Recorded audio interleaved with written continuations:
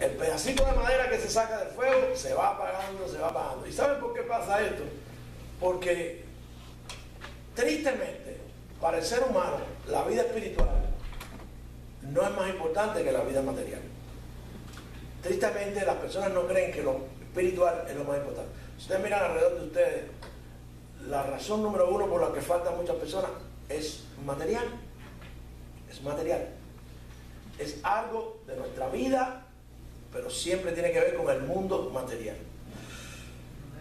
Gracias a Dios por ponernos en el corazón el deseo de predicar una carta que, aunque ya ustedes la estudiaron en la escuela bíblica, la vamos a usar para una serie que nos habla mucho de la vida espiritual. Hay libros, hay cartas en la palabra de Dios que a veces uno dice, eso es una carta, eso es algo que escribió un líder a un siervo, un líder a otro líder, pero eso no dice mucho de la vida espiritual.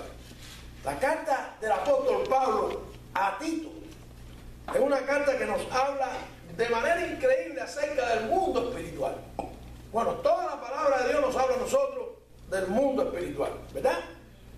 El mundo espiritual es el más importante. No lo cuidamos, no lo guardamos. Los otros días me encontré con una señora que estuvo visitándonos hace mucho tiempo y hasta donde pudimos saber, ella había conocido al Señor, se había bautizado, pero ella dejó de venir, tiene mucho trabajo, tiene 3 empleos, el mismo domingo va de uno para el otro, y yo le dije, eso es que tú priorizas la vida material, el mundo material. No, pastor, ¿cómo tú alimentas el alma? ¿Cómo tú alimentas el alma? ¿Qué tú estás haciendo tú por tu alma? Tu alma se está secando si no está seca ya. Y para eso no hay discusión. Cuando la gente te discute, porque la gente en realidad no conoce lo que es el mundo espiritual. El mundo espiritual existe, Dios es espíritu y Dios nos dejó a nosotros para todo lo creado un orden espiritual. Pero en esta serie, en la carta del apóstol Pablo a Tito, voy a compartir con ustedes 3 aspectos de la vida espiritual. 3 aspectos importantes de la vida espiritual. Número 1, el orden espiritual en la casa del Señor. ¿Verdad que en su reino Dios quiere que haya un orden espiritual? Amén. Su reino es espiritual y Él quiere que nosotros seamos como convertidos, como nacidos de nuevo, entes espirituales y vivamos de esa manera, priorizando lo que es espiritual. Un orden espiritual en la casa de Dios. Aquí, en lo que es su iglesia, en lo que es la familia del Señor. Parte de esa serie, como segunda parte, vamos a tener el orden espiritual de Dios en el hogar. ¿Ok? El hogar no es una construcción donde viven personas. El hogar es una entidad espiritual porque fue creada por Dios. Y lo importante no son las paredes, son los que allí viven. Y su relación con el Señor es lo más importante. Y para el mundo caído, Dios quiere que tengan un orden espiritual. Para el mundo caído, o por lo menos para los que creemos en que el orden espiritual es lo más importante, que así vivamos. Y para el mundo que no cree en la cosa espiritual, que conozcan y sepan y entiendan que es lo más importante. Todo eso es una carta de Tito, pero hoy vamos a comenzar con el orden espiritual en la casa de Dios. En la casa de Dios. También escogimos a Tito porque es una carta corta, no hay mucho que decir, pero ya tenemos encima celebraciones y ahorita tenemos la acción de gracia y no queríamos un libro extenso que nos llevara más allá de la Navidad. Ahora, es importante conocer algunos detalles acerca de esta carta y de tanto del remitente conocemos bastante de Pablo, pero de la persona que recibe la carta no conocemos mucho, algunas cosas que nos dice la Escritura. Y déjenme decirle que aparte de Timoteo, probablemente Tito fue uno de los amigos más cercanos del apóstol Pablo. Como vamos a ver en el capítulo 1, en el versículo 4, le dice a Tito, verdadero hijo en la común fe. Pablo mencionó a este siervo cristiano en la segunda carta a los Corintios, allá en el capítulo 8, y también lo menciona en Gálatas 2:3, como lo vimos en el estudio de Gálatas. Tito fue convertido al cristianismo bajo el ministerio del apóstol Pablo y llegó a ser, más tarde, un consiervo suyo, se convirtió en pastor. Pablo lo envía a él a Corintio a llevar la primera carta. Cuando predicamos aquí la primera carta del apóstol a los Corintios, vemos que fue Tito el que llevó la primera carta a los Corintios. Más tarde Tito se encuentra con él en Macedonia y le reportó acerca del progreso que habían tenido los corintios en la obra del Señor. Como resultado de eso, Pablo entonces escribe la segunda carta a los corintios. Y hay un detalle interesante: Tito no era judío, Tito era un hombre griego. Pablo lo envía a la isla de Creta, donde él está cuando recibe esta carta personal, conocidas cartas pastorales, una de las conocidas cartas pastorales. Él está en la isla de Creta y le manda allí, le escribe para que Tito sea el que ponga orden en la iglesia, o en las iglesias que habían en la isla de Creta. La isla de Creta no es muy grande. Ahora no sabemos exactamente cómo empezaron estas congregaciones en la isla de Creta. Lo más probable es que haya sido resultado directo del día de Pentecostés, como se habla en el libro de los Hechos, en el capítulo 2, donde vino el Espíritu Santo. Habían personas que eran también cretenses, que habían venido de Creta. Ahora, por los nuevos convertidos de ese día, puede que se hayan establecido iglesias cristianas en Creta. Pero también habían allí personas judaizantes dentro de la iglesia, o lo que conocemos nosotros como falsos maestros. ¿Ok? Gente que quiere meter doctrinas de otras religiones, ya sean anteriores o nuevas. ¿Ok? Cuando esto sucedió y empezaron a enseñar falsas doctrinas, la iglesia cayó en problemas, porque eso trae problemas a la iglesia, como vamos a ver. Y entonces empezaron a enseñar cosas acerca de la ley, a confundir y a desorganizar la iglesia. Eso es lo que hace la falsa doctrina de la iglesia, desorganizar la iglesia. La carta del apóstol Pablo a Tito le da instrucciones precisas para corregir esos problemas. ¿Ok? En capítulo 1 vamos a ver el versículo 5 que dice: para que corrigieses lo deficiente. Tito tendría que hacer lo que fuera necesario. Hermano, el pastor tiene que hacer lo que sea necesario para lograr que las iglesias funcionen doctrinalmente bien. Esto es sumamente importante para la iglesia de Dios. En ese contexto, Pablo le está diciendo a Tito: pon orden espiritual en la casa del Señor. Y eso es lo que queremos conversar con ustedes hoy, allí en el primer capítulo, la primera parte del capítulo 1, acerca del orden espiritual en la iglesia del Señor. Dice la palabra del Señor en Tito capítulo 1. Pablo, siervo de Dios y apóstol de Jesucristo, conforme a la fe de los escogidos de Dios y el conocimiento de la verdad que es según la piedad, en la esperanza de la vida eterna, la cual Dios, que no puede mentir, prometió desde antes del principio de los siglos, y manifestó a sus tiempos su palabra, por medio de la predicación que me es encomendada por mandamiento de Dios, nuestro Salvador. Interesante. Dios, nuestro Salvador, porque es Cristo. A Tito, mi verdadero hijo en la común fe, gracia, misericordia y paz de Dios Padre, del Señor Jesucristo, nuestro Salvador. Por esta causa te dejé en Creta, para que corrigieses lo deficiente y ordenases ancianos en cada ciudad, así como yo te mandé. El que fuera irreprensible, marido de una esposa, que tenga hijos fieles, que no estén acusados de disolución o rebeldía, porque es necesario que el obispo sea irreprensible como administrador de Dios, no arrogante, no iracundo, no dado al vino, no pendenciero, no codicioso de ganancias deshonestas, sino hospitalario, amante de lo bueno, sobrio, justo, santo, templado, retenedor de la palabra fiel, como le ha sido enseñada, para que también pueda exhortar con sana doctrina y convencer a los que contradicen. Oremos. Padre, te alabamos, Señor, te damos gracias por tu palabra. Prepara los corazones para recibirla, y a mí, escóndeme con todos mis defectos detrás de tu cruz.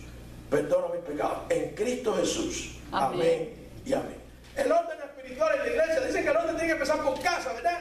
Por eso aquí empezamos por el principio de la carta, porque este es el primer tema que trata. El orden espiritual en la iglesia del Señor, en la casa del Señor. Déjame decirle que mucha gente piensa que esta no es la casa de Dios. Sí, la Biblia le llama en el Nuevo Testamento al lugar donde se congregan los redimidos, la casa de Dios.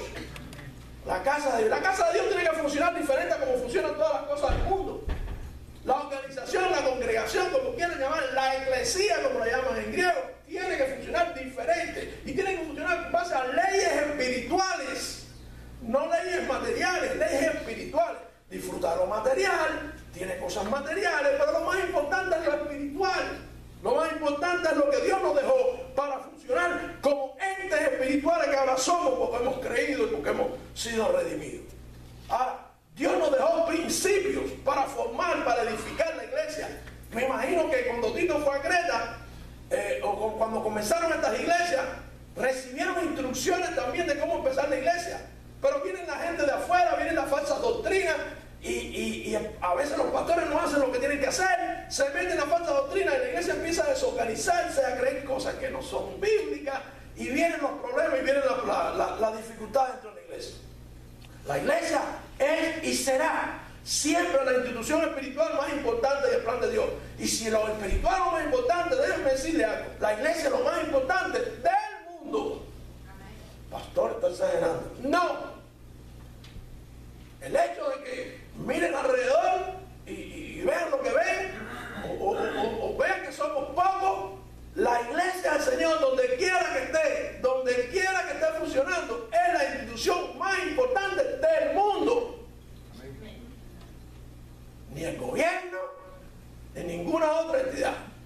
Porque en ella se reúnen las familias del Señor. Y la institución familiar fue lo primero creado por Dios. Y Dios quiere que esa familia tenga una comunión espiritual con Él. Y eso se cumple en la iglesia del Señor. ¿Ok? Es bien importante que nosotros tengamos claro lo que significa la iglesia, mis hermanos. Y que la iglesia tiene un orden. Y que ese orden tiene que ser desde el mismo momento en que es edificada y que es conformada a través de los principios que Dios dejó, principios espirituales, que se sacan de toda la escritura, pero que aquí en Tito lo vemos desde el comienzo de la carta. A veces interpretamos o pensamos que porque se trata de una introducción o de un saludo personal, no nos está diciendo nada espiritual. Si así fuera, la misma Biblia se contradice, dice, toda la palabra de Dios es útil para redarguir, para edificar. Si toda la palabra no es útil, yo recuerdo hace poco, un tiempo atrás estaba diciéndole a un pastor que habíamos predicado aquí el libro de Números. Tú predicaste el número. ¿Y cómo es posible? Porque toda la palabra de Dios es útil. Pero hay gente que dice que hay libros que son aburridos, que no son importantes, que son repeticiones. No, nosotros predicamos toda la palabra, todo el consejo de Dios. Todo lo que está allí es útil. La gente se equivoca en cuanto al concepto de lo que es espiritual cuando no le dan a la palabra de Dios la importancia que requiere. Lo único que nosotros tenemos para vivir la vida espiritual que Dios nos dejó fue su palabra y su Santo Espíritu. Bueno, el Espíritu nos hace a nosotros entes espirituales y la dirección para que nosotros vivir a través de ese Espíritu está escrita en su palabra. De manera que los principios de la iglesia están allí. Dice en la primera parte de esta porción, en el versículo del 1 al 3, Pablo, siervo de Dios, sobre todas las cosas, Dios es el que pone el orden espiritual, Dios es el que habla, Dios es el que dice, y nosotros para imponer ese orden, Dios escogió a hombres para que impusieran su orden espiritual en la tierra, para que lo conservaran, lo cuidaran, lo enseñaran. Y dice Pablo que fue uno de ellos, apóstol de Jesucristo, conforme a la fe de los escogidos de Dios. Oh, hay algunos escogidos para la fe. No, aquellos que han creído.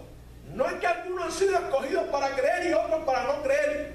Es decisión del ser humano, que Dios sabía quiénes eran. ¿Saben a quién escogió Dios para creer? A todo el mundo. Dice que Él quiere que todos procedan al arrepentimiento. Amén. Porque de tal manera amó Dios al mundo que ha dado su vida para que todo aquel crea que en Él pierde. La palabra escogido no quiere decir aquí que para un grupito y para unos cuantos, que Dios sabe quiénes son los que van a creer, que Dios sabe los que van a mantenerse firmes, nacer de nuevo, vivir una vida espiritual. Él lo sabe. Pero lo que quiere decir la palabra de Dios, la palabra escogido aquí es que los que creen, entonces son escogidos por esa fe que han tenido. La fe lo que hace es la división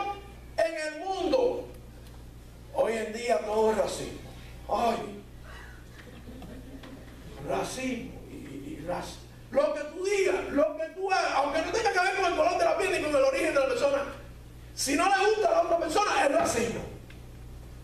El mundo está dividido en dos personas diferentes. Los espirituales y los que no son espirituales. Punto. Los que son hijos de Dios y los que no son hijos de Dios. Los que son de la familia de Dios y los que no son de la familia de Dios. Los que han creído y los que no han creído. Esa es la única división que existe. Pero no se te ocurre decirle a alguien, eso que tú estás diciendo no es bíblico. Estás ahí buscando un problema. Tú puedes decir, eso que tú estás diciendo es racismo. Pero no puedes decir, eso que tú estás diciendo no es de Dios, eso no es bíblico. ¿Quién es este? Esa es la única división que existe en el mundo. Los que han creído de la raza que sean, del lugar que sean, y los que no han creído. Dice allí también en el versículo 2, en la esperanza de la vida eterna, la cual Dios, que no puede mentir, prometió desde antes del principio de los siglos. Y manifestó a sus tiempos su palabra por medio de la predicación que me es encomendada por mandamiento de Dios nuestro Salvador. Fíjense ustedes, el principio número 1 espiritual para la iglesia es la fe. El creer es lo que te separa. ¿Quiénes son los que creen? Aquí Pablo nos menciona la fe de los escogidos de Dios. Esos son los que creen. ¿Qué creen? La verdad que dice la Escritura. Los que creen. ¿Quién es el que promete? Dice Dios, que no puede mentir, es el que promete que si tú crees, entonces te conviertes en un ente espiritual, te agrupas y eres la iglesia del Señor. Bueno, la iglesia no es el que viene a la iglesia. Eclesía quiere decir el conjunto de redimidos que se unen para vivir de la manera que Dios manda, para tener coinonía. A veces nos cae una enfermedad que la inventé yo. Los médicos siempre estaban inventando enfermedades. Coinonitis. De tanta fiesta, de tanta comelata, hay iglesias por ahí que se enferman. Pero no, la coinonía es buena. La relación entre los hermanos, la fiesta juntos, eso es bueno, eso es saludable. Hay que tener cuidado con la coinonitis, pero la coinonía es la palabra iglesia que habla de relación, que habla de comunión entre los unos con los otros. Dice Pablo que el principio es la fe. La iglesia son aquellos que creen, porque el que prometió dijo, si creen serán mis hijos, serán mi familia. Y les dio una esperanza. Los que creen tienen una esperanza. Esa fe es predicada a través de la palabra de Dios. O sea, el principio número 1, la fe. Si crees, eres parte de la iglesia. Si no crees, bienvenido, incluso a comer, pero ya no eres parte de la iglesia. Aunque Dios te abrace y te bese y te quiera mucho y te ayude, no eres parte del pueblo de Dios. Principio espiritual número 1. No, el hermano no ha creído, pero es más buena gente. Eso no hace nada. Es la fe, el principio, que hace que se funde la institución más grande y más sagrada de Dios. Tu fe en Cristo. En Cristo, dice Pablo ahí, que ese grupo que ha sido separado, ese grupo que ha sido creído, ese grupo que oyó la prédica, dice en el versículo 3, y cuando oyeron la verdad de aquel que no puede mentir, que prometió, ese grupo que cree que Dios dijo, que Dios habló en su palabra, lo oyó a través de mí, porque la gente se entera y oye de lo que dice la Biblia a través de la prédica. Ese es el principio número 1, la fe. La Escritura lo resume en un versículo. Allá en Hebreos 11:1. Es pues la fe la sustancia de las cosas que se esperan, la demostración de lo que no se ve. Todos los que creen que tenemos una esperanza, como la que menciona Pablo aquí, de uno que no miente, que es poderoso y que es el creador. Todos los que creen que estamos esperando su venida, todos los que creen que Él no va a mentir en la sustancia de lo que es la vida espiritual, sabiendo que todo lo que... ¿Ustedes se acuerdan que ya les dije que la razón por la que soy bautista? Algunos hermanos no lo saben. No tiene nada que ver con lo que los bautistas de afuera se llaman. Me he ganado burlas, me he ganado enemigos, Pero esta es la iglesia de Cristo. Y es bautista porque hacemos exactamente lo que hizo Juan el Bautista. Preparar el camino del Señor. Trabajar porque creemos y tenemos la esperanza cierta de que va a volver porque Él no miente. Amén. Predicar arrepentimiento. Ese profeta, el más grande de todos los profetas nacido de mujer, dice Jesucristo, y Jesucristo es el que no miente. Lo primero que dijo fue arrepentido, porque así comienza la fe. También hay otro versículo que describe perfectamente lo que estamos hablando acerca de este principio de la fe. Y está en Romanos 10:17. Así que la fe viene por el oír, y oír por la palabra de Dios. Fíjense que en la introducción, la presentación, el saludo de la carta, Pablo nos está diciendo ahí a quién le escribe y quiénes son los que han creído, los que tienen fe, los que oyeron la prédica, los que se salvaron. Esa es la iglesia. Y a veces los que somos parte de la iglesia tenemos problemas porque se cuelan otra gente con doctrina falsa. Y Pablo le dice a Timoteo: te mandé a poner orden. Perdón, gatito, te mandé para que pusiera orden ahí. Porque ese orden espiritual no se puede violar. Aunque yo te quiera mucho, si tú no has aceptado a Cristo como tu Señor y Salvador y te has bautizado, no puedes servir en la casa del Señor.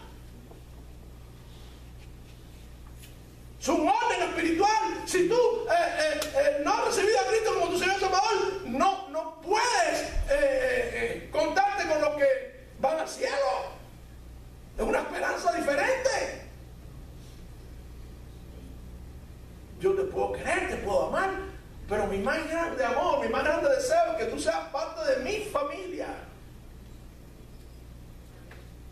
No estoy hablando de que venga a vivir conmigo ni que se ponga mi apellido.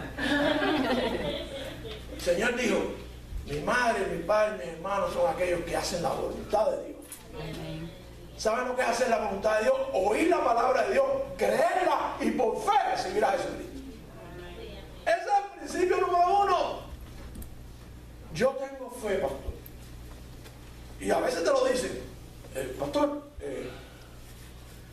¿y qué pasó con fulano? Fulano se fue. Ay, pastor, pero fulano no es de nosotros. La Escritura dice: salieron de nosotros, pero no eran de nosotros. Si la persona no ha tenido fe, si la persona no ha creído, si la persona no ha recibido el Espíritu Santo, no es de nosotros. Le predicamos para que se arrepienta, le amamos, le servimos. No hay, es un principio espiritual que si hay, yo recuerdo habiendo iglesias, la gente quería que yo abriera un servicio domingo a la mañana con un grupo que tenía disparos. Y ahí no había nadie convertido. Eso no es iglesia. Tú no puedes tener un servicio de alabanza y de oración con gente que es inconversa. Los inconversos pueden venir, son bienvenidos. Pero el principio espiritual número 1 que compone una iglesia es que es el grupo de personas que han tenido fe. Dice Pablo que la ha recibido por la prédica, porque Dios encomendó a él y encomienda a hombres que prediquen la palabra de Dios. Y la palabra de Dios, la fe viene por oír y oír la palabra de Dios. Gloria a Dios por los que vienen y no creen. Pero si oyen y no creen y siguen sin creer, no son de la familia de Dios. Duro, ¿verdad? Pero son los principios de Dios. El principio espiritual número 1, la fe. Principio espiritual número 2, mis hermanos. Ya hemos creído, ya somos de Dios. En un momento, en cuanto le pedimos a Cristo que nos perdone nuestros pecados, aceptamos su sacrificio vicario, viene a vivir en nosotros en la forma del Espíritu Santo, ya somos de la palabra de Dios. Para creer lo que tú quieras, para vivir como tú quieras, para reunirte con una persona que hace cosas que no tienen nada que ver con lo que Dios dejó. No. Yo sí creo en la salvación de cualquiera que venga, de la denominación que venga, de la secta que venga, si recibió a Cristo como su Señor y Salvador, se bautizó como dice la Escritura, porque eso está claro, es hermano en Cristo. Pero después viene la doctrina. Ay, Cristo me salvó, me bauticé por obediencia a Cristo, pero yo creo que los mangos se caen para arriba, no se caen para abajo. No, tienes que creer lo que Cristo dijo que había que creer como hijo de Dios. Su doctrina.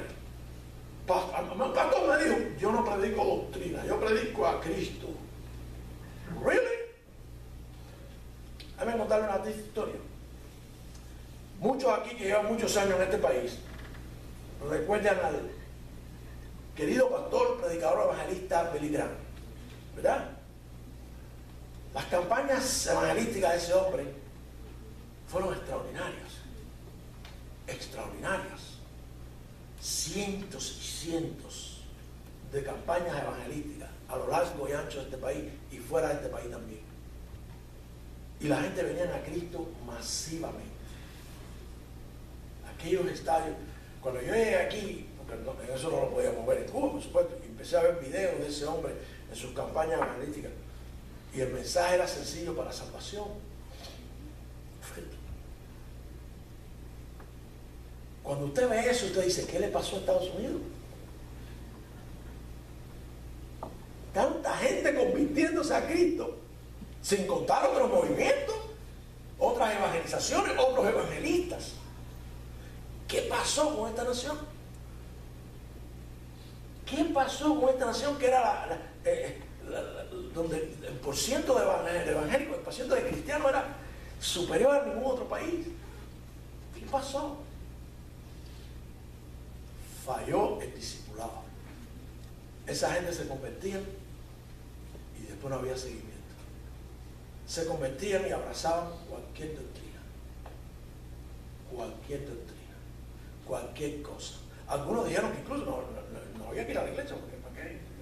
Ya soy sapo. Otros empezaron a reunirse de manera diferente. La iglesia no tiene sustituto hasta que el Señor no venga. La iglesia es lo que el Señor dejó. Nos pasa con muchos artistas. Yo no sé si se han dado cuenta que los artistas, ¡boom! Un testimonio, un día que se convirtieron, ¡boom! Están en todas las noticias.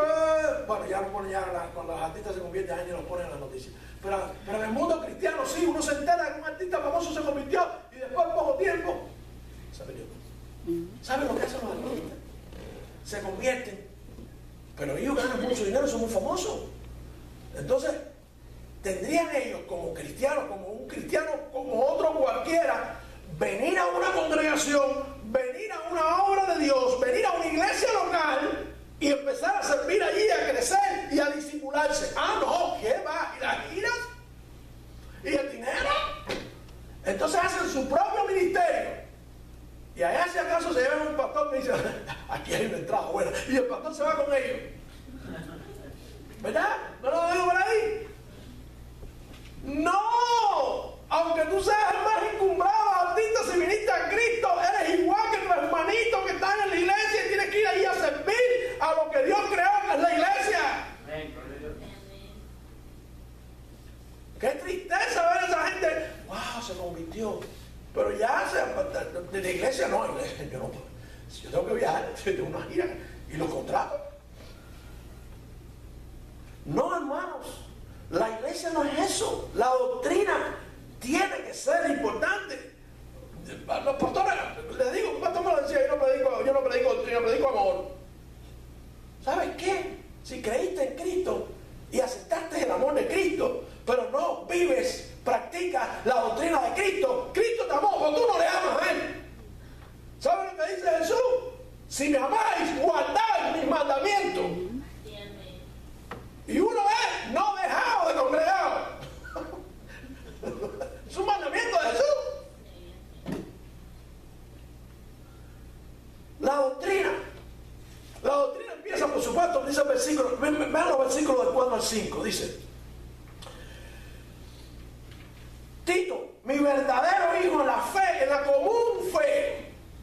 Lo primero que tiene la doctrina es que hay una sola fe, un bautismo, un espíritu. Una sola fe, común fe. No son varias fe. El autor y consumador de la fe se llama Jesucristo. Tito y yo estamos en la común fe, lo que han creído en la común fe. No es fe en cualquier cosa. La palabra fe no es lo que la gente piensa. Una cosa es creencia y otra cosa es fe.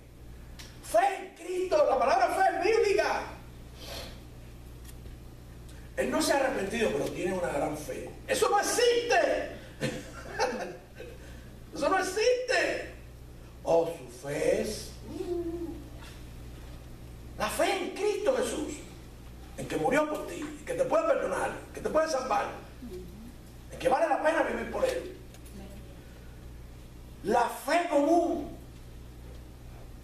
Pero esa fe común es sacada de lo que dice la Escritura, no puede tener errores. Tito, mi verdadero hijo en la fe, gracia, misericordia y paz de Dios Padre, del Señor Jesucristo. Fíjense ustedes, esto es una introducción, un saludo. Oh, pero Pablo nunca perdió la oportunidad de enseñar doctrina, aún en los saludos. La gracia, parte de la doctrina, la misericordia y la paz, la Trinidad, Dios Padre, el Señor nuestro Salvador Jesucristo, Dios y Cristo uno solo. Pablo se cuidó de jamás mencionar a Dios independientemente de Cristo, y si mencionaba a Dios, mencionaba a Cristo, se aseguraba que estaba hablando del Dios único. Oh, pero hay gente que tiene fe en Cristo, pero Cristo no es Dios. Oh, qué error tan grave. Perdió el último tren. ¿Han oído hablar del noveno inning? La parte baja del noveno inning. Cuando los juegos de béisbol están terminándose, todo el mundo piensa que se acabó, empiezan a recoger los bates, viene uno y da un honrón. Oh, qué tristeza para aquellos que piensan que tienen ganada la pelea y se han pasado la vida en la iglesia creyendo que Cristo nos dio. Y en el noveno inning perdieron los juegos. Vino el Señor y dijo: apartados de mí. Pero si yo hacía esto y yo hacía lo otro, y yo decía Señor, Señor. No decir Señor, Señor no quiere decir que vas a entrar en el reino de los cielos. Apartado de mí, hacedores de maldad, nunca os he conocido. Oh, qué tristeza, qué tristeza. Y eso tiene que ver con la doctrina. ¿Eso tiene que ver con la doctrina? La gente moral dice que la gente moral hacían esto, incluso hacían milagros. Lo que pasa es que no se dan cuenta la gente que a veces los milagros son de parte de Satanás, que se disfraza como ángel de luz y que tiene ejército y que tiene iglesias. Antes no se veía, ya son reales. Ahí en Tallahassee hay un templo satánico, que eso es lo más grande del mundo. Pero cuando vamos al libro de Apocalipsis, dice que había sinagogas de Satanás. Sinagoga es una palabra que se aplicaba a la iglesia cuando comenzaba, porque acuérdense que la estructura de la iglesia nuestra viene de la estructura de la sinagoga, que en realidad eran 10 familias y estructura, por eso se menciona. Pero ahí en Apocalipsis dice sinagoga de Satanás. Pero ya es real, ya existen iglesias satánicas. Algunas evidentes, otras no muy evidentes, pero siguen siendo iglesias de Satanás. Fe común sin errores. Pablo menciona aquí, dice en el versículo 5, por eso, por esta causa te dejé en Creta, para que corrigiese lo deficiente. Han creído, son hijos de Dios, vienen a la iglesia, se sienten salvos, pero hay deficiencias doctrinales, serias. Gente que cree cosas que no son bíblicas. Hay que corregirlo. Y dice Pablo, a nosotros los líderes de Dios nos mandó a hacerlo. Esa es la responsabilidad del pastor. Pastor es igualito que ustedes, con una responsabilidad extra, la de cuidar de que no entre una doctrina equivocada en la iglesia. La iglesia de Creta se metió la mala doctrina de religiones pasadas. Hay hermanos que mientras más tú los quieres, más quieren imponer lo que creen. Y les amamos, pero que hay que enseñar. Por eso es que Pablo manda a Tito, no para que vaya y le corte la cabeza a los cretenses, para que corrija los errores. Qué maravilla, qué posibilidad, qué gracia la del Señor de permitirnos a unos en sacar a otros del error, y a los que están en el error salir del error. ¡Qué alegría! Ustedes no saben lo que eso significa. Lo que se siente. ¿De quién es la responsabilidad de que la fe sea la verdadera? ¿De quién es la responsabilidad de que no haya errores? Dice al final del versículo 5, y ordenases ancianos en cada ciudad, así como yo te mandé. Tito no podía hacerlo en todas las iglesias. En cada iglesia local tenía que poner un anciano. Ahora, aquí hay una cosa que quiero aclarar, porque yo sé que hay hermanos que tienen una confusión: qué cosa es anciano, qué cosa es obispo, qué cosa es esto, qué cosa es lo otro. Y Yo creo que hay que aclararlo, porque en varias partes de la Biblia se dice una cosa y se dice otra. Anciano es un adjetivo. El que se lo diga, pastor, se busca un problema, pero sigue siendo un adjetivo, ¿ok? Un adjetivo que es usado para describir a un hombre maduro, de edad o de experiencia o en la fe. Una persona mayor no quiere decir que esté lleno de arrugas y con el pelo blanco. Anciano no quiere decir eso. Y para describir también una posición de responsabilidad que le ha dado la experiencia. Eso es lo que quiere decir anciano. Habían ancianos en todas las iglesias del Nuevo Testamento. En el libro de los Hechos, capítulo 14, se habla claro de eso. Ahora, ¿qué es el obispo? Bueno, obispo es un superintendente, alguien que, como dice en inglés, oversee, ¿ok?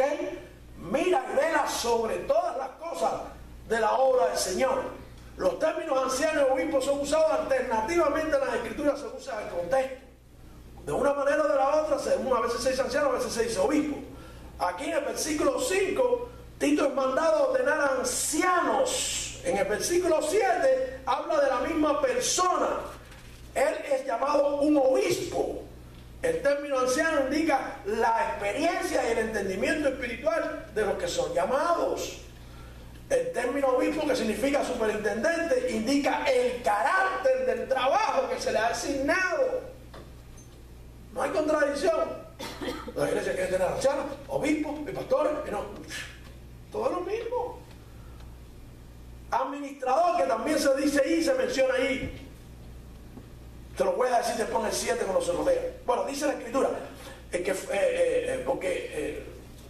déjeme decirle algo.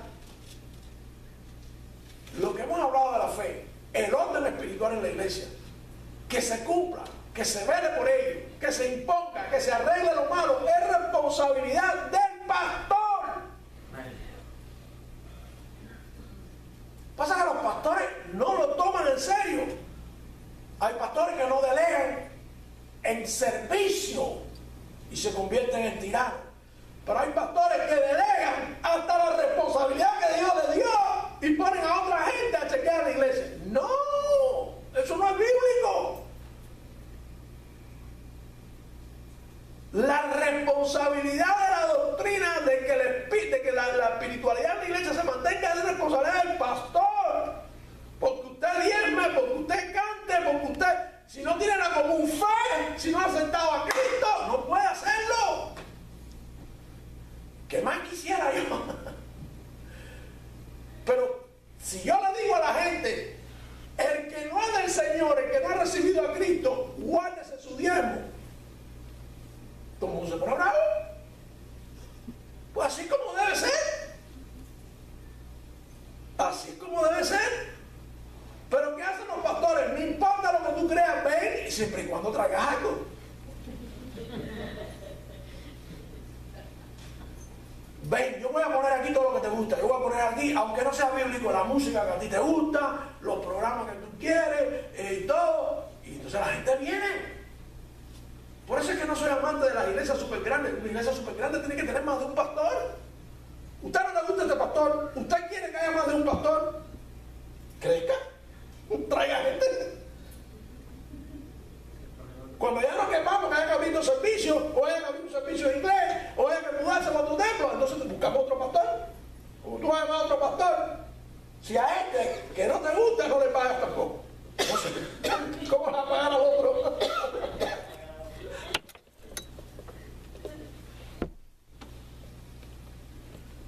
Dice ahí, ancianos en cada ciudad, así como yo te mandé, el que fuera irreprensible, marido de una esposa, que tenga hijos fieles, que no estén acusados de disolución o rebeldía, porque es necesario que el obispo sea irreprensible como administrador de Dios, no arrogante, no iracundo, no dador vino, no pendenciero, no codicioso de ganancias deshonestas. Vamos a terminar con la aclaración de lo que significan estas cosas que están aquí, porque hay que escoger al responsable de mantener el orden espiritual de la iglesia. Hay que escogerlo. No puede ser que te lo traigan de otro país o de otra iglesia. La iglesia tiene que escogerlo. Alguien tiene que dirigir el proceso. Tito va a dirigir el proceso, pero es la iglesia la que lo va a escoger y estos son los requisitos. En primer madurar, hermano, usted ve los requisitos de que va a ser responsable. Número uno, su familia. Su familia.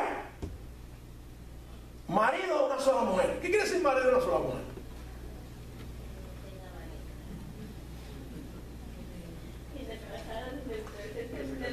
Ni que tampoco, no solamente que tenga una sola esposa, tampoco que haya sido esposo de más de una mujer mientras haya estado en el Espíritu de Dios. Para el nombre de algunas iglesias bien legalistas, yo no pudiera ser pastor. ¿Verdad? Yo tuve otra relación, tuve una niña, pero si la diferencia del Espíritu Santo no existe, esto no vale para nada. Hay iglesias que te dicen, no, si en tu vida has sido esposo de dos mujeres que no tienen que ser a la vez, no puedes ser pastor. Si siendo cristiano, habiendo recibido el Espíritu de Dios, entonces tú te divorcias y tienes otra mujer, por la razón que sea, tú no puedes ser pastor, tú no pierdes tu salvación. Dios te perdona, pero tú no puedes ser pastor. Porque si el Espíritu no hace diferencia, entonces nos retiramos.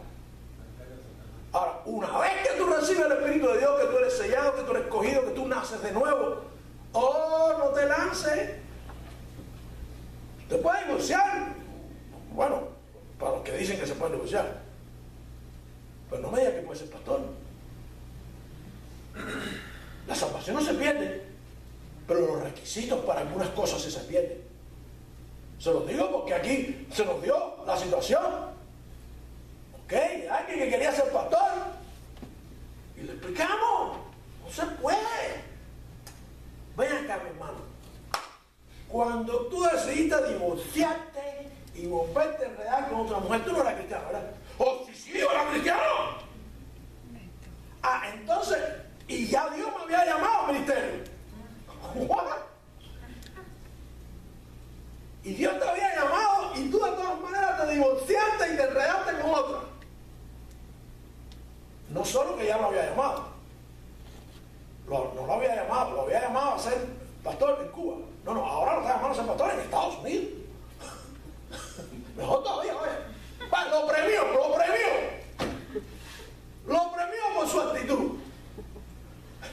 Y todo el mundo lo ve bien. Y nadie se enfrenta. No tuvimos que poner orden. Sí, lo siento, mi hermano. Dios te perdona. Dios te puede usar. Pero no de pastor. Que tenga hijos fieles que no estén acusados de disolución o rebeldía. Hay pastores que los hijos son testimonio. Si te vas, ¿se acuerdan los hijos de Liu? Los hijos de Liu eran un desastre y pagaron las consecuencias. En 1 Samuel dice allí, y te será por señal esto que acontecerá. Ustedes saben la historia de los hijos de Liu y de Samuel. Y te será por señal esto que acontecerán tus dos hijos, Ofni y Fines. Ambos morirán en un día y me suscitaré un sacerdote fiel. Porque si tú tienes hijos y no cuidas de ellos y no le impones disciplina, tú no eres fiel. Que haga conforme a mi corazón y a mi alma, y yo le edificaré casa libre y andará delante de mí ungido todos los días. Pero no. Si Dios ve que tú eres blandengue con tus hijos, que tú no le impones a la iglesia, que tú no le impones las cosas de Dios, a nuestros hijos hay que imponérselas. Olvídense de esa opción de que crean lo que quieran creer. Después que son adultos y se van de la casa, es un problema de ellos.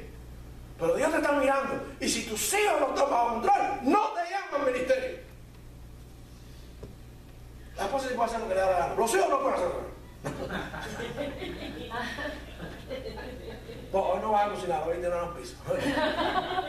Pero de todas formas, los hijos tienen que estar bajo control. Oh no, pastor. A mí me dio miedo cuando yo vi que yo seguía en la obra hispana y ellos eran para la americana y la americana. Y yo, voy a perder el control. Gracias a Dios que no, la misma doctrina, están sirviendo al Señor. Ya los dos decidieron ir al ministerio, ok, gloria a Dios.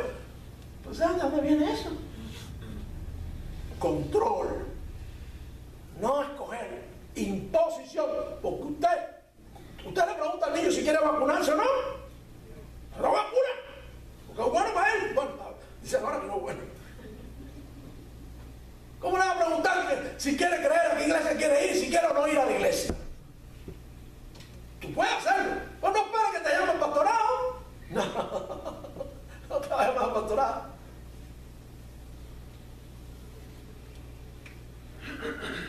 La familia en primer lugar, Dios siempre llama. Y para que la iglesia decida por un hombre, claro, la iglesia tiene que saber a quién llama, a quién no llama. Cuando la iglesia ve que un pastor que no ha podido controlar a sus hijos, yo tengo un PhD en teología y he sido pastor en 3 iglesias y tenemos 3 hijos, uno está preso, el otro es homosexual.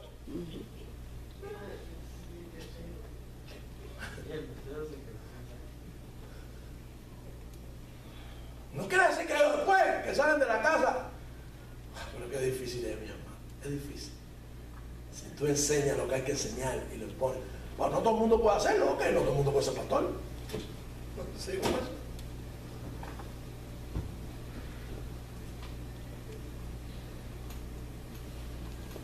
Miren lo que tiene que ser hablando de la doctrina. Quiero volver un momentico atrás a la doctrina, no quiero dejar de mencionar los versículos.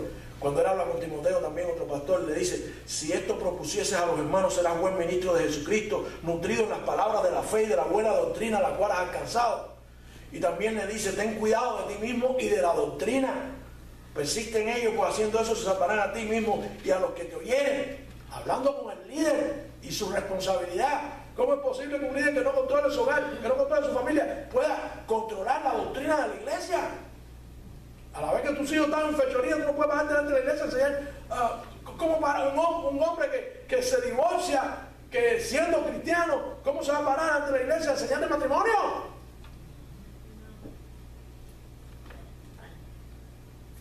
Pero las cosas han cambiado mucho. Las cosas han cambiado mucho. Los divorcios han disminuido mucho. Sí. ¿Sabes por qué? Pues nadie se casa. Dicen que los cristianos son los que más divorcian. Pues son los únicos que se casan. La familia, su moral, dice el versículo 7, porque es necesario que el obispo sea irreprensible. Irreprensible no quiere decir perfecto. Alguien que tú no le puedas señalar un pecado porque no lo haya resuelto con Dios. Muy importante, porque no vayan a pensar que los pastores no son pecadores. Pero alguien que no lo haya resuelto o no lo resuelva, no lo canalice correctamente para resolverlo, eso no será irreprensible. Tiene que ser reprensible. Alguien que tú le digas: eso está mal, eso no es doctrinal, y que lo haya corregido, haya pedido perdón. Tiene que ser reprensible. El que fuera irreprensible, marido o esposa que tenga hijos fieles, bueno, dice porque es necesario que el obispo sea irreprensible, que no haya que estarle diciendo constantemente: oye, el pecado, oye, el pecado, oye, el pecado, oye, el pecado. Administrador de Dios, no arrogante, no iracundo. En la definición que le estamos dando se menciona administrador, que primeramente denota el director de una casa, de una hacienda. Las cosas en este mundo han sido puestas al cuidado del hombre, su siervo, como los administradores de Dios. En Tito le dice, en Timoteo 3 le dice: cuidar de la casa de Dios. Y por último se menciona al pastor. El pastor es un don, un llamado, 2 llamados en la palabra de Dios nada más. Dios no te llamó ni a ser ingeniero, ni a ser médico. Dios te llama a ser diácono y a ser pastor. Cuando vamos al diaconado vemos que estos mismos requisitos se repiten. El que llame es Dios y la iglesia lo aprueba, la iglesia dice: sí, es verdad, está llamando. Pero el pastor tiene que ser un llamamiento de Dios, es uno de los llamamientos de Dios a la obra del ministerio. Ahora, los títulos de anciano y obispo y administrador se reúnen en el pastor. Es lo que la gente que confunde a la hora de distinguir. El pastor tiene que ser administrador, obispo, anciano. Todas las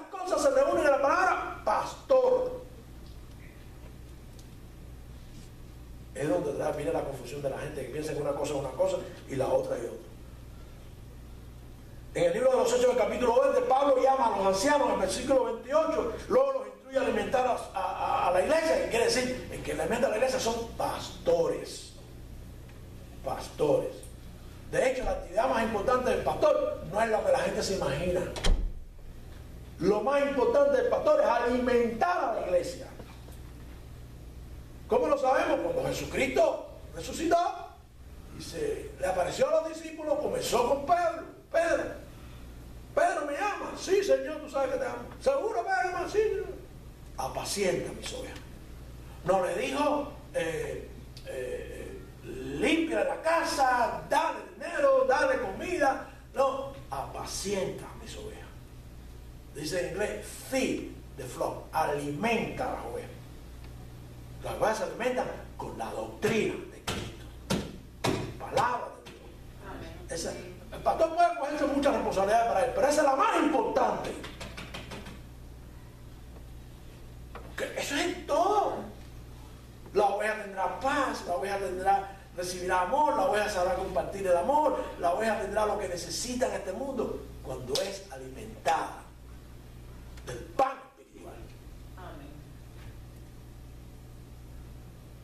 Mucha confusión, mis hermanos, pero gracias a Dios por su palabra que la aclara toda. El líder, primero la familia, después su condición moral. Miren después el irreprensible lo que dice. Administrador de Dios, de las cosas que Dios da, tiene que administrar, que incluye ministrar. O sea, su palabra, no arrogante, no iracundo. Eso no lleva explicación. ¿Ustedes saben quién es el arrogante, quién es el iracundo? No vino no quiere decir un traguito de vez en cuando. No vino quiere decir no vino. Sobre todo hoy que no existe el vino. De todos los vinos tiene alcohol agregado. No vino no quiere decir de vez en cuando. No. Pues si tú quieres dar un traguito, está bien. Pero no me digas que Dios te va a llamar al pastorado. No. Aunque tú te bañes en vino y no te emborraches, puede ser la desgracia de otro por tomarte un traguito delante del inconverso o del mismo cristiano. O sea, para pastor, cero. Yo se lo aconsejo a todo el mundo que, según la palabra de Dios, el vino no es bueno. Mejor nada. Bueno, la gente se quiere tomar su cervecita, su traguito, eso es su problema. Ya verán. Ahora, pastorado no lo vaya, ni al diaconado tampoco. Pastores de nosotros no vamos a traer de vez en cuando, eso es bueno. No pendenciero. Pendenciero significa estar en chismes, significa estar de un lado para el otro, llevando y trayendo. No codicioso, o sea, no trabajar por ganancia, como dice, de ganancias deshonestas. No haciendo negocio que a Dios no le agrada. Esas son las cosas malas del líder. O las cosas que tienen que evitar. Dice el 8, sino hospitalario. Saber recibir, saber aceptar a todos. A todos. Hospitalario no quiere decir, váyanse para mi casa que ahí tienen cama. Si la tengo y la necesitamos. No hay problema. Pero saber recibir a todos. Porque a veces somos hospitalarios de unos cuantos los que nos agradan.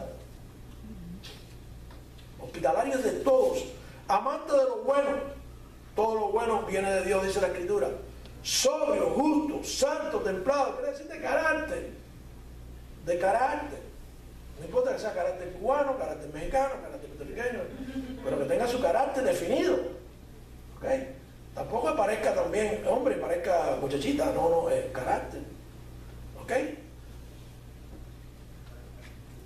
Hoy estamos aceptando que hay pastores, hay denominaciones que están aceptando al pastor gay, que para mí esa palabra no existe.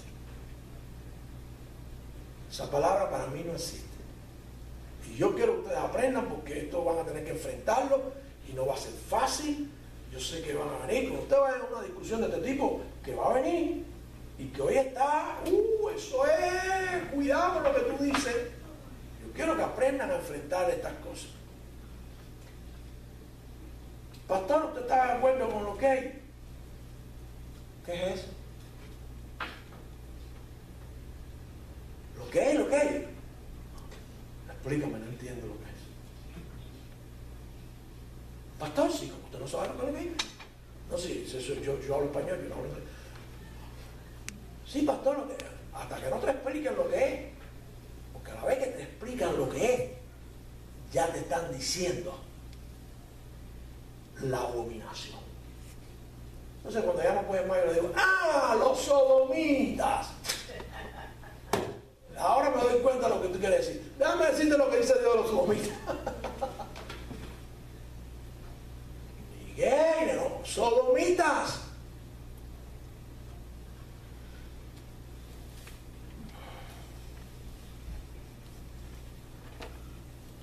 Justo, santo, retenedor de la palabra, fiel como le ha sido enseñada, primera y gran responsabilidad, para que también pueda exhortar con sana doctrina y convencer a los que contradicen. Pastores, que no me interesa convencer a nadie. Viene gente y le dice, no, pastor, yo no creo que tenga que bautizarme, yo no creo que tenga que hacer esto, yo no creo que tenga que ir al baño, yo no creo que... ok, mira, si eso es lo que tú crees, ok. No convencen a nadie, no, pastor, yo tengo... Ustedes lo saben, que han llegado, pastor, yo tengo el don de sanidad. Vete para el hospital. Se puso bravo.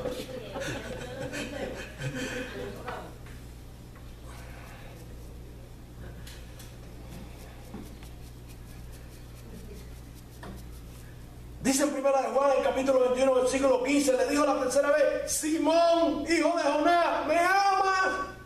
Pedro, entristecido de que le dijera la tercera vez, ¿me amas? Le dijo, Señor, tú sabes todas las cosas, tú sabes que te amo. Y el Señor le respondió, construye una iglesia bien grande. Haz una orquesta bien grande. El Señor le respondió, apacienta mis ovejas. Apacienta mis ovejas. Hermano, en la iglesia hay un orden, pero es espiritual. Es una sola fe, un solo bautismo, es un líder responsable de verdad, porque no se metan esas extrañas doctrinas, es un orden espiritual. Dios lo llama, la iglesia los aprueba, pero tienen que hacer las cosas que Dios les mandó, no las que ellos quieren.